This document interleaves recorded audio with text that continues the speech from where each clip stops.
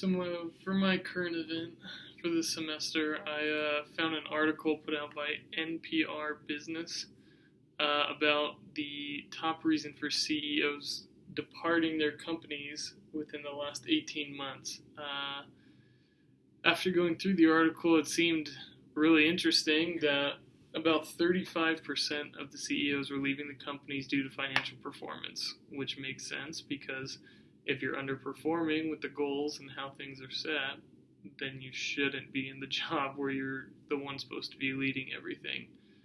I understand there's a grace period of trying to get adapted and implement your strategy and everything, but if you're unable to do it, I understand why leaving with the financial performance not hitting goals or taking the company farther is a reason to leave. So about 35% is that. But of the 89 CEOs that have left their companies in the last 18 months, 39% of them left or just walked away or were fired due to ethical misconduct within the workplace.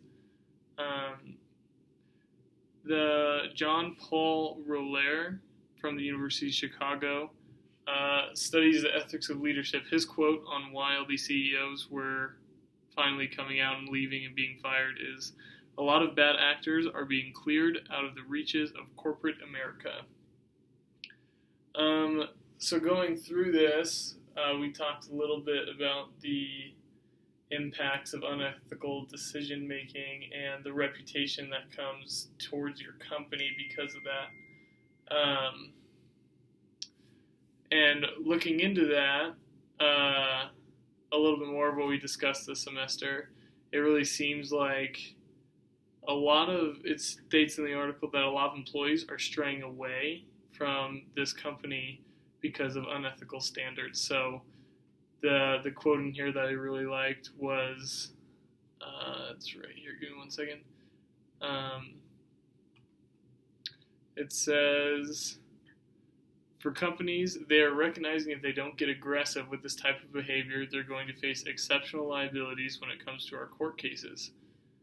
And new recruits, new people who are coming on, said, "Employees are starting to say, how can you enforce a policy on us without holding CEOs accountable?"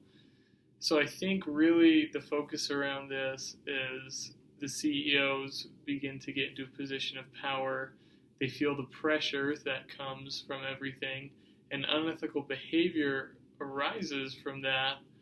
And we've seen that a little bit with our class this year, this decision-making process. When they go through it, they begin to rationalize and begin to make things more relative, like, oh, I have this pressure, so this is why this is okay for me to do. And I believe that this article is very insightful on that, on the line of those things. And I really believe that the reputational disaster that these companies can go through because of CEOs, you look like Wells Fargo, they're still trying to dig out of the hole that they dug last year in 2018. It's really hard because an unethical decision can really tarnish and cause a lot of damage for the company for years to come. So they could have maybe implemented a better check, like a checks and balances system to make sure the CEO was doing okay, and that other things could have been implemented to better allow the 7-step decision-making process to be efficiently used within that workplace.